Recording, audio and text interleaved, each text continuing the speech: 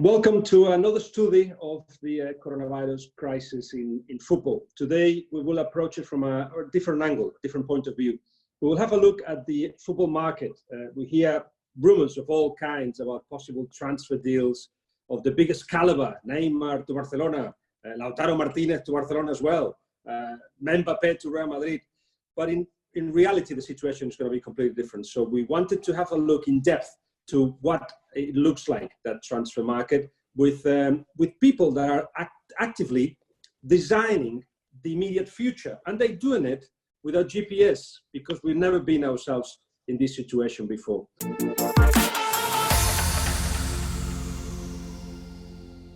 So we've got Victor Orta, the sporting director of Leeds United, Arturo Fernandes, the head of the Agents Association in Portugal, agent himself, a former Porto player, and Marcelino Elena, who is the former Spanish international, of course, former Mallorca and Newcastle, amongst others, who's an agent, but also who's got a degree as a sporting director. So a lot of angles on this. Before we start into what it looks like, this new transfer window for perhaps this summer and even longer, tell us a little bit what you've been up to and how you're dealing with it. Victor, first.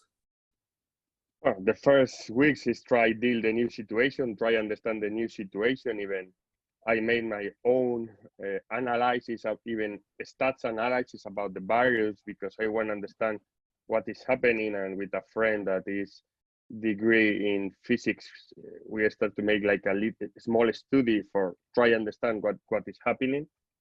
Then I need to make a support my organization, support my players, support my staff, support my scouting department to try arrive in a new world that we are living in this moment, and try be productive for my club and continue. And then is the third step, no, when the things is happening, waiting that decisions, waiting to try back to the new reality, and was this the process in my period. Try be active in a moment that perhaps you can make more a deep analysis of your work, of your strategy, and obviously the most important, try to be healthy, because it's now the priority in this moment. Arturo, you, I guess, have exchanged a lot of information with your fellow agents as well. Has that been part of the work that you've been putting in the last few days? Yeah, good morning. Yes, it's true. We are sharing a lot of information with everybody. And what Victor says is true. First of all, we are trying to understand what really is going on, because to tell you the truth, until today and after 2 or 3 months, we are not sure about anything. We know that we are in a pandemic that is really a very strange situation for everybody. About our job, we just locked down like everybody, and here in Portugal we made it earlier in the 12th, 13th of March. It was a luck that I was here in a meeting, because normally I'm in London, and in the end of the day I just stay with my family until today, and we are trying to understand. All communications are being doing by like we are now, by Zoom, by video, by calls, but everybody is still locked down, and we cannot move from our areas of residence by car or whatever. Means that we are trying to understand how is going to be the future, but only we can understand the future when FIFA or UEFA or FA or the Portuguese Federation or League or Spanish decide what is going on with the championships. Otherwise, we must keep the relation with our players, the relation with our directors, with our contacts, and that's it. Because it's a big surprise for everybody. Arturo, you're in Portugal. Victor, you are in Leeds. Where are you, Marcelino? And how has it been like for you? I'm in Gijón, in the north of Spain. Here, things have been a lot quieter than in other areas of the country. But obviously, the pandemic has hit everywhere, and I've also suffered this circumstances. For the first couple of weeks, I have to say that I put myself on standby. It was a strange period, 2-3 weeks, just like looking around, trying to watch and listen to the information, and trying to, as well as two colleagues say, understand what was going on. In terms of the job, obviously getting in touch with the players, trying to answer their difficult questions, and trying to think what they were thinking, what's going to happen after that, after the quarantine, what's going to happen next season, what's happening with these players' contracts, etc. And little by little, starting to wake up, to put some strategies in place, to get in contact with the clubs, and to trying to get back to normal life, which is making phone calls, sending messages, being in touch with the world of football, and just getting ready for when this we all overcome this situation, be in the right position, in the right place for continuing normal life as it was.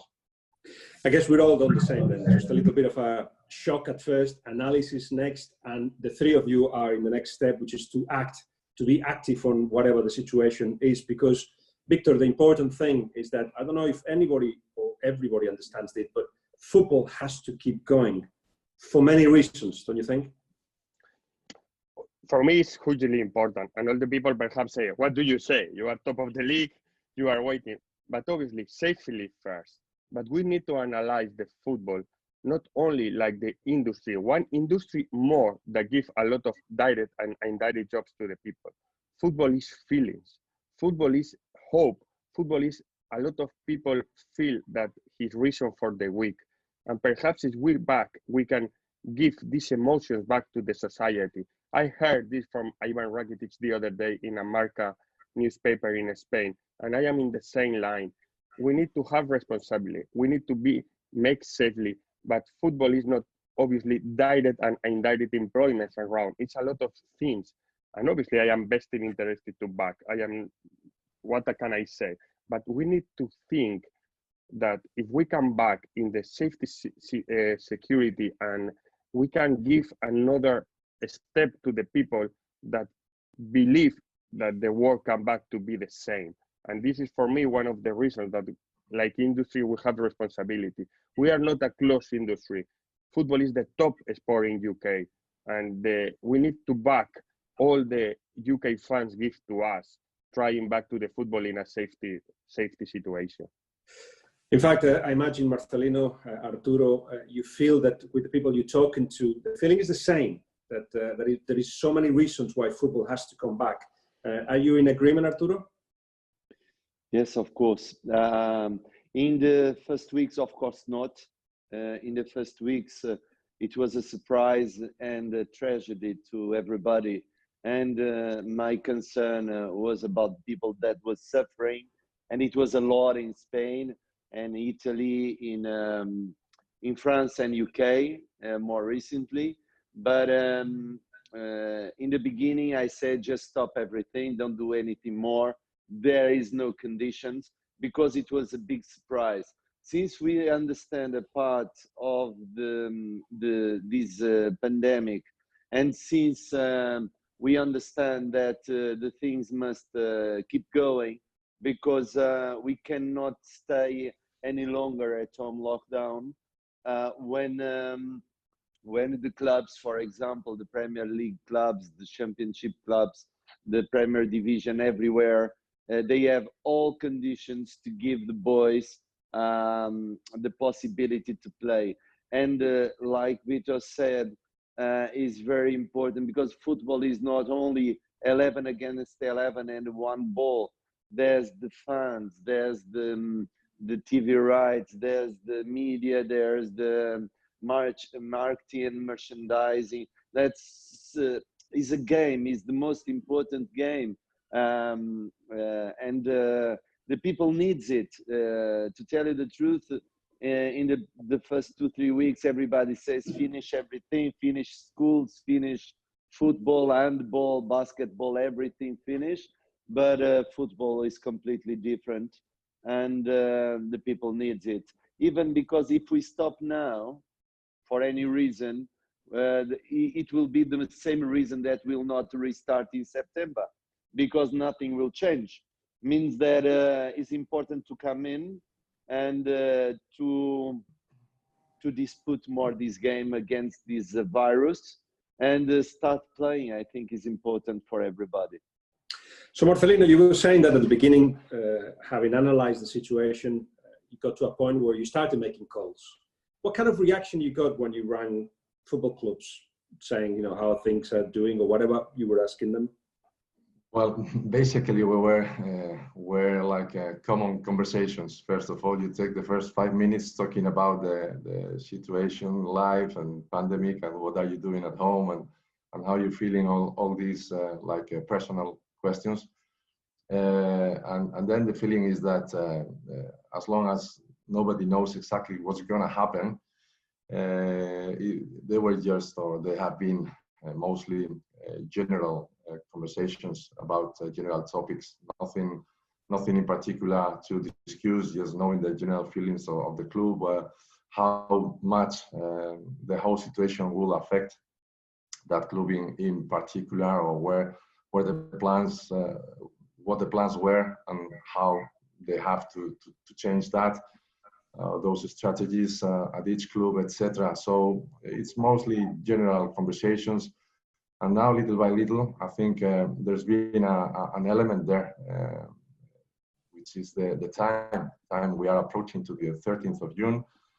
And the 30th of June sets a date as well. It's a limit, a deadline, contracts finishing, and a lot of situations. And we are like little by little approaching that day, and decisions need to be made. So we need to start having answers from the clubs about some players, and the players also need answers because they want to know what's going to happen with them on the 1st of July or a bit later if there's not a club on that day. So as you say, first they were more general conversations. At this point, it's starting to take the direction and be a bit more concrete on what we are talking about.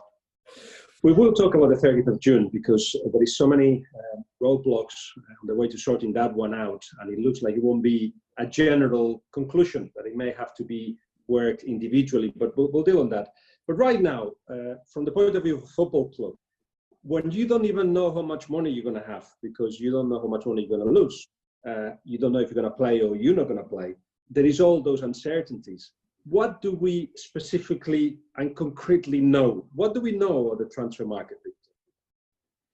Well, first of all, like my responsibility, like director of football and my scouting department, is continue taking information. At the end of football now is this step is really, really relevant. Obviously, like you say, the uncertainty about availability of players or new budgets is really uncertain. But I need the responsibility to still continue even taking more deep information in analysis of the players. Now you know really well the video analysis, the stats, all the tools that we have in a football club. Even we can use this time for make a more deep analysis of the players. And then arrive the moment to convert this information in useful knowledge for your club. That is the next step that you don't have certainty now in terms of budget, availability, in my case, when we are playing Premier League or Championship. But in this case, even in a normal situation, it's happening. Perhaps not in May, because in May normally we know where we are, but in another part of the year. Then is the reason that I need put busy my team, and perhaps it's a good moment for our analysis was more concrete, more deep, more essential. And then when arrive the next step about the have all the subjects, can take better decisions. This is my goal in this period that, like you say, the next step about uncertainty is impossible to make. So right now you're not making decisions on players. You can you? Obviously no, like you say, it's two different scenarios in my case, in really two different budgets, and the most important situation, not only this, nobody can talk about security, availability of players or decisions, because nobody knows what is happening about his own budget, about his own future in this moment. It's the situation that you need to make the pre-analysis, and then perhaps in the past the pre-analysis was a part of the time. Now it's more big, and then what I want, make better this pre-analysis. That is my goal in this moment with my team.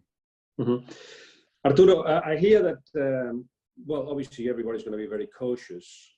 Clubs don't want to spend a lot of money, and the solution to that, I guess, is to look for loan deals, swap players. Is that what you're hearing? And how easy it is to swap a player, or difficult? No, I believe, first of all, that we have, in our relations with the clubs, we must be careful because nobody knows exactly what is going to happen. To tell you the truth, I advise all my agents here in Portugal and also in the company in London. I'm telling to everybody, don't call the clubs offering players, because right now is not the moment, for all the reasons. Call them, maintain a good relation with them, of course, and with the players also. But try to understand how safe they are, if everybody is healthy, how are they, families and so on. Because right now, nobody knows what is going to happen. Like Leeds doesn't know if they go to Premier or whatever, or Championship. The other clubs is the same situation. In all the countries is the same situation, apart from France, Holland, and Belgium. The rest of them doesn't know exactly what is going to happen. And for this, we are just looking for the healthy side. I believe that this market will bring us swaps, loans, and small transfers. And I believe also that this market will try to make it inside of the same country, because in that moment we will not be able to know exactly if everybody is able to travel to another boards, another countries, and so on.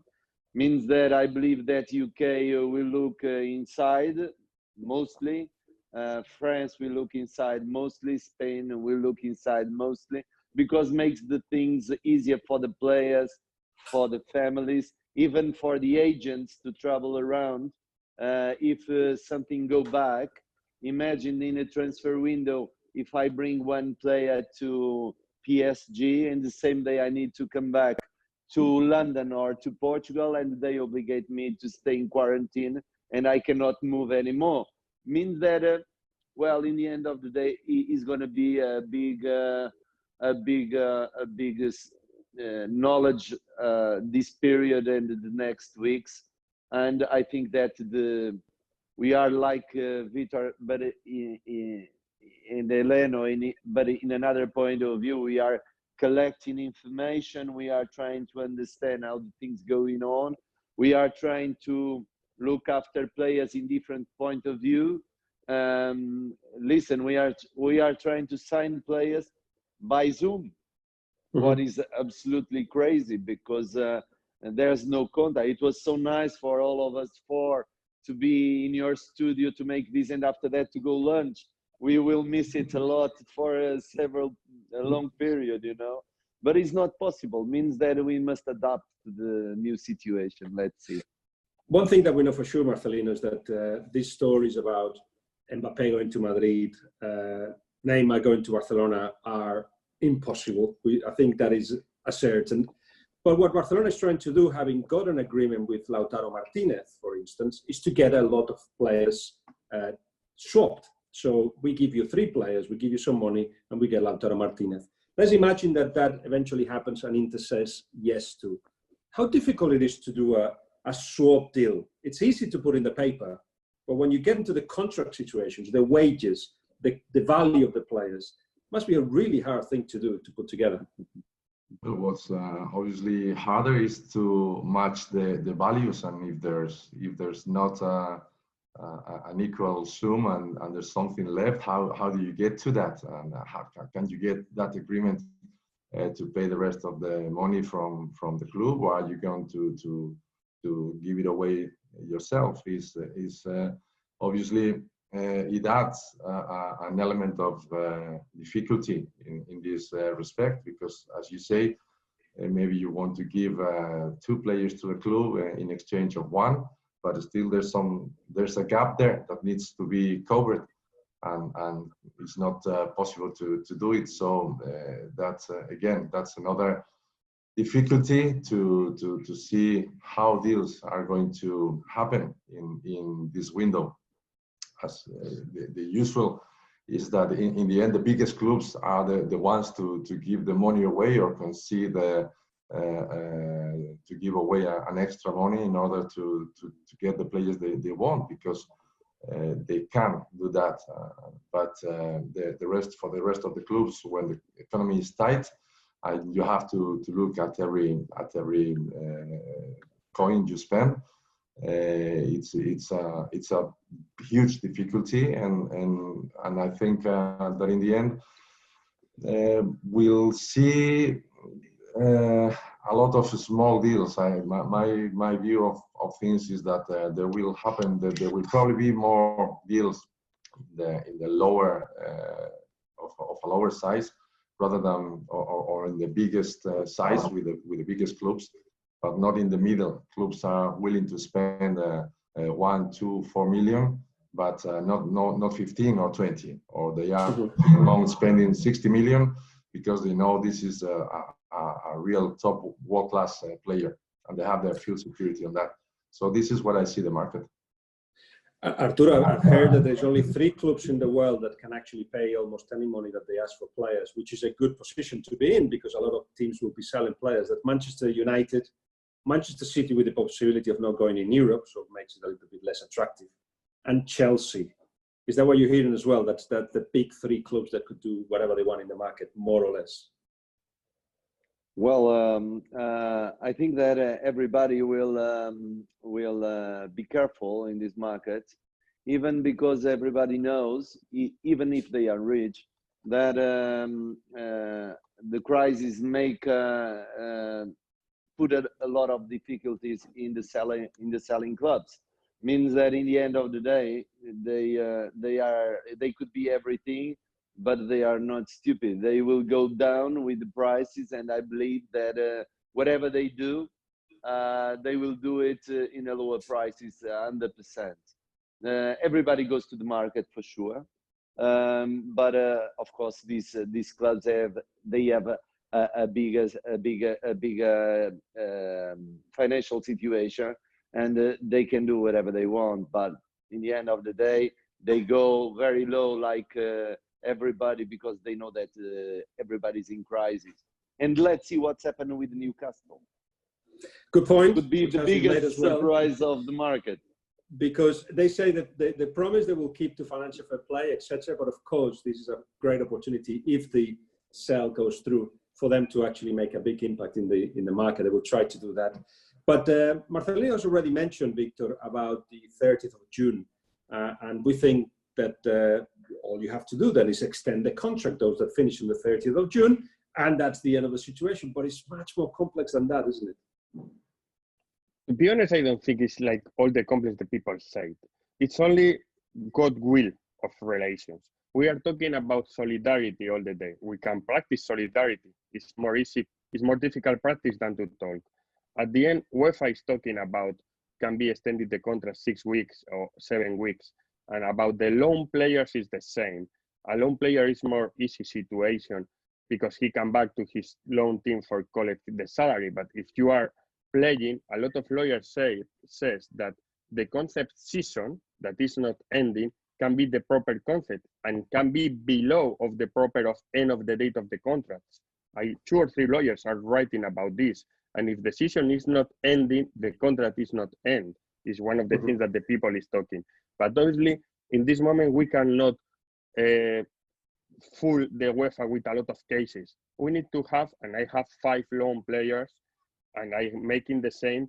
goodwill relation with the clubs. At the end, for Lorient, for Man City, for Brighton, for Wolves, continue the loan of the player with me is really beneficial in terms of now, like we are discussing, his player is taking minutes. In my case now, even his 5 lineup players, that is really important too, and obviously really decisive. And then it's the same in the case to extending the loans.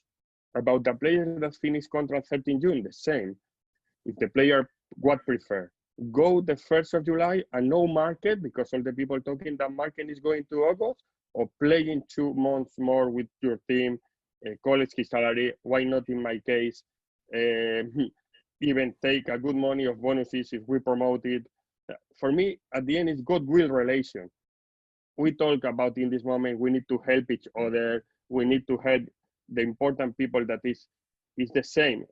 If we are understanding this crisis for anybody take benefit, wow, for me will be a big surprise.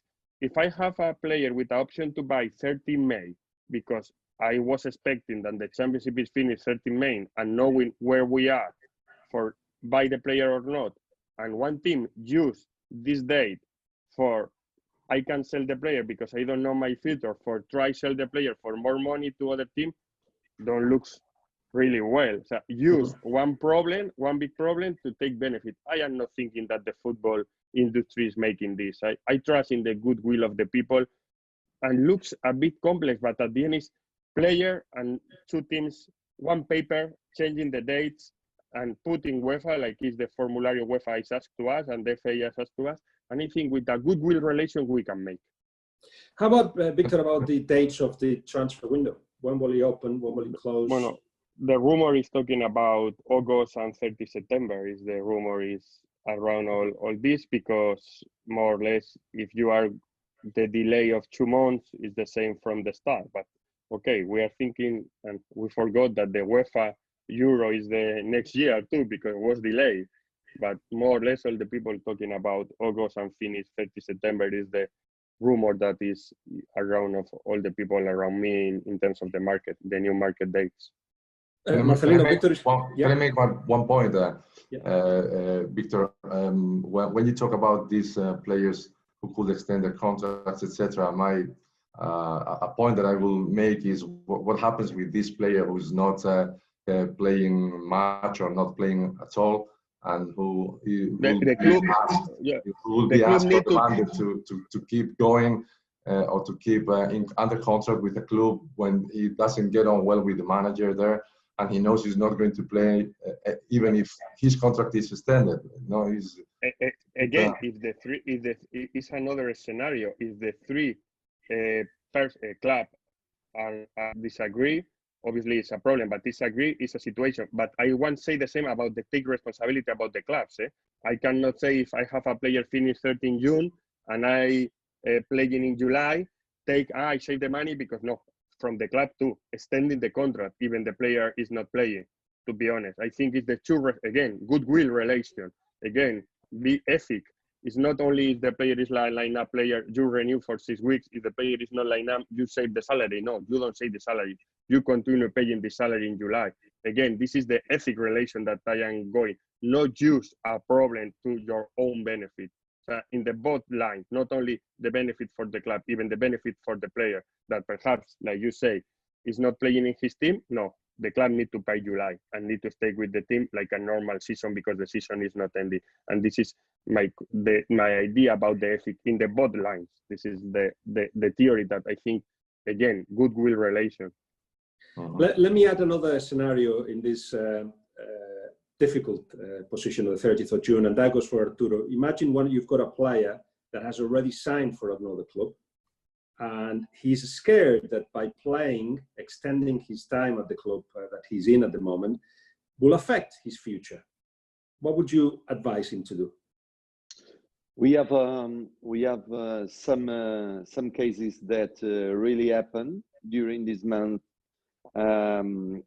Principally in January and February, we sign a few players for free, starting on the 1st of July.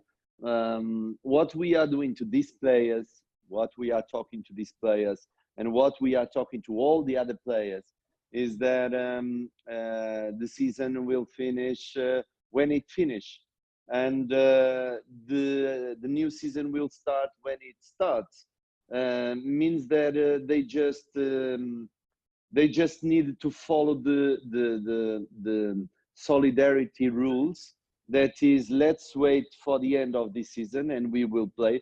Of course, the clubs will be aware about the insurance of the players that will keep going and playing.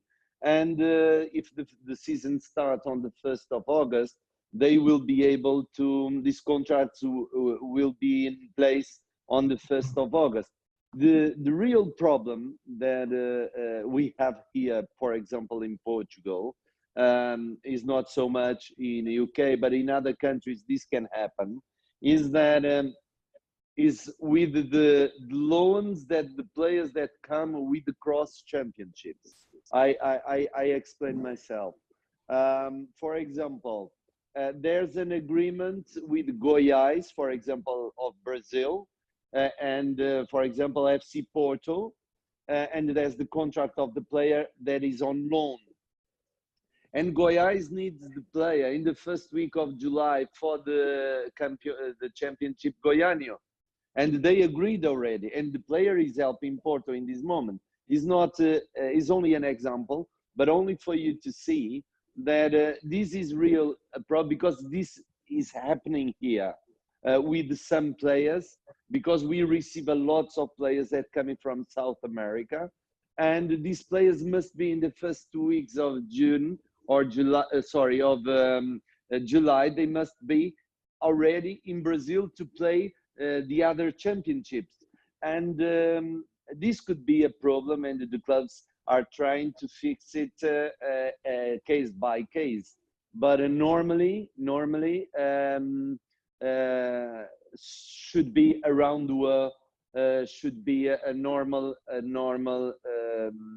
behavior of solidarity, acceptance about the real situation. Only to tell you one thing that I think that is very important is that I'm writing in the last weeks about this situation in some newspapers, because for 100 years FIFA and UEFA lived in bankruptcy, and myself, yourself, Marcelo, Victor, and millions of people make this sport very big, and now was the moment that they should come back and say, we are responsible, we can finance ourselves, our federations, our clubs, our situation, because it's a situation that never happened before. And now that they are billionaires, they should come and say, I'll need FA, I'll need the Portuguese Federation, how much need the Spanish Federation. Because, and in that moment, they should create the international rules for this pandemic. And what they made, they just give the responsibility to the governments. And the governments are not prepared with this feeling that we have for football. They don't have this feeling. Means that should be the UEFA or FIFA, and of course the federations, to take the decision, the clubs, of course, to take the decisions in partnership with the International Healthy Association organization. And they didn't make it, and now it's too late to do it. Means that they just took 200 million and they split for 50 something federations. That is normally 3-4 million to each one of them. That is nothing in the UK, is nothing for Leeds, is nothing for Porto, is nothing for Barcelona, is nothing for anybody. But and they say everybody must play, only if the government don't allow it to do it. That is really nothing for the biggest and the most powerful organization of football. You're asking for the leadership of UEFA and FIFA in this situation, and to take responsibility. In the case of the 30th of June, FIFA has only suggested that the contract should continue until the end of the season, but that's only suggestions. And as we're seeing and we're hearing, it's going to be mostly case by case, which is another perhaps way of FIFA saying, it's up to you guys. I hope it goes well. A little bit of that, and perhaps from UEFA as well. on other situations. But Victor, you must have had hundreds of hours of discussions with your coaching staff about what next season should look like wherever you are in the Championship and the Premier League. Being all that, forget about all that, because the conversations now will be different. How are you communicating with the coaching staff about it all? My theory with my communication, my coaching staff is always the same, one or without crisis of the pandemic. It's synergy daily. So for me, a proper good way to work with all my staff in all the periods is have a synergy daily about exchange information, about exchange opinion, about talk about the situation. No, this is the only way, like a director of football, I think, can believe in the success in a project like football. If you don't have a daily communication with your head coach, like director of football, you are making in my opinion, a bad thing for your organization, because it's not only with him, it's with the chief executive as well.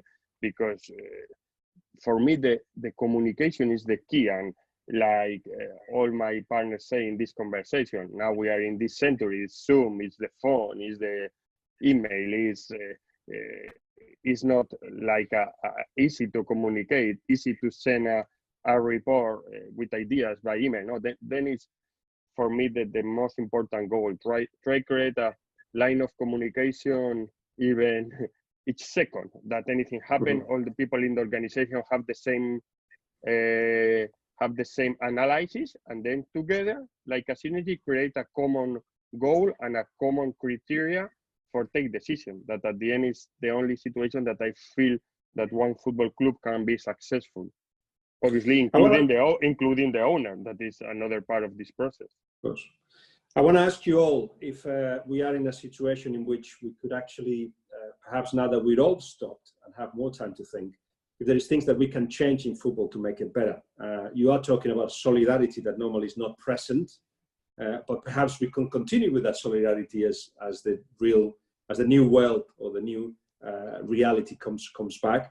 I'll ask you about all that. You can think about it. But before that, Marcelino, I wanted to find out what kind of communication you've got with the players. What are they telling you? What is their worries in terms of contract? What do they ask you about? What information do they need? Well, basically, all of those topics that we are discussing here. Obviously, knowing about what the future is bringing, especially when are we playing? That is like a first question. Do you know when are we playing? Or do you know when are we coming back? Is this starting at any point again? Will it be considered as next season? Will this season be finished? All those questions. They think that for whatever the reason, I must have somebody up there somewhere who will tell me what's going to happen, and that's something that probably nobody knows still at this point.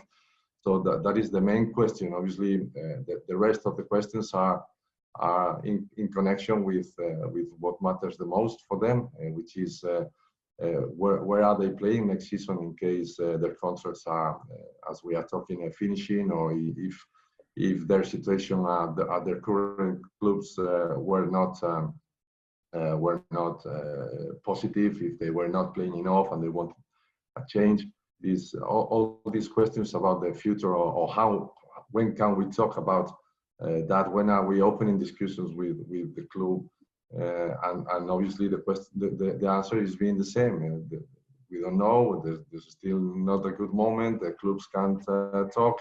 There's no answers, and the answer is there's no answer. This is what's happening again and again. So that is a bit frustrating for everyone. But we need to all be patient as well, because there's something out there that's bigger and more important.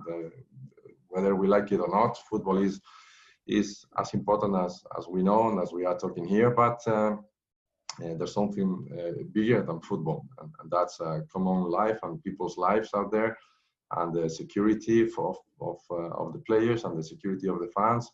And all those things need to be addressed before we can talk about those other topics. So we analysed in detail the transfer window, the situation of contracts. But now I give you the chance to give me one of you, all of you, one thing that you would change from football, because it feels like it's a good time to perhaps restructure or think what has been done badly but could be improved. So what would be the one thing that you would change in football, Victor? We presume a lot of academies. We presume a lot of formation. We presume a lot of a good methodology in the youth teams. It's a good moment for the youth players. It's a good moment to, against the situation of financial, give the chance to players that perhaps, and obviously happen in all the crises. If you analyze all the crises in another, obviously small criteria always appear in all the economic situation for a team. What's happened? New young player from the academy. Why not make now like philosophy? Why not in this situation make this step like idea? Why not create like we are thinking in Leeds United and we made this year, and obviously with the influence of the head coach that is brave, that is for me really important. 18 like we call professional players, and the rest 4 of players always young players, moving always around the team. Leeds United presume that we are in the history of our club only 2 games without one academy player in the lineup. Around of all the history of the club. Why is not the moment that here, because it's more philosophy from the strength and our fans understand it like proud, but perhaps it's a good moment in football to be brave and to give the chance, and to all the work that we talk about academies and youth players. Now is the reality to say, come on, can be our chance to show that we start change the football in terms of this, giving more chances to the academy players, and even it's exciting a new era and idea of the football teams. And that's for me can be one good step for try to improve the situation. Arturo? Yes, absolutely right. I was thinking about the biggest crisis of the last years, 2008, 2009, 2010. I remember that in that period there was several problems in clubs, principally in countries of the south of Europe.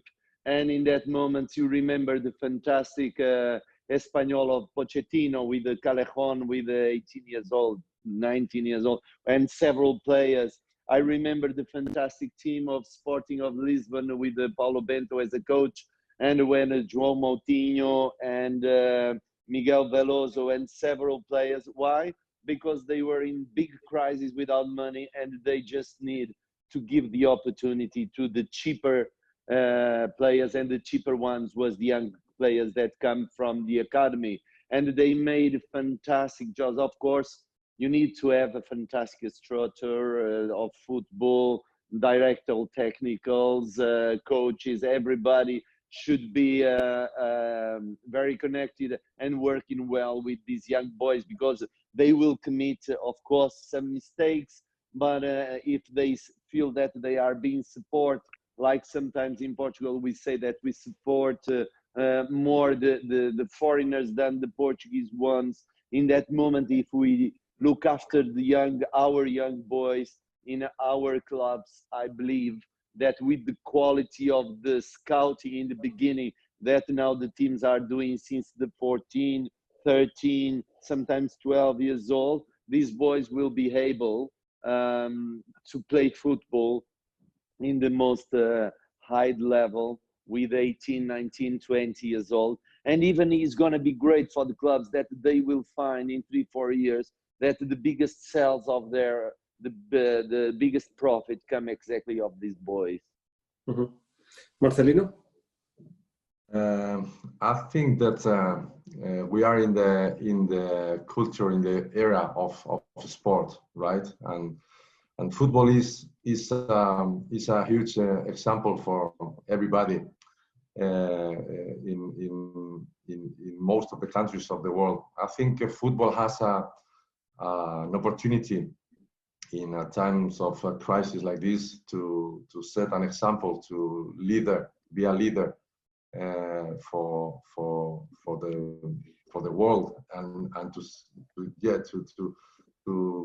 set the pace, right, and give this example that politicians are probably not giving as much. I think people is looking at football and waiting to see what football is going to do. And I think I see it as a big opportunity because usually you will tend to think that football will do what's convenient and what you have to do, and not what's convenient for yourself, so for winning the next elections or something, this type of decisions, right?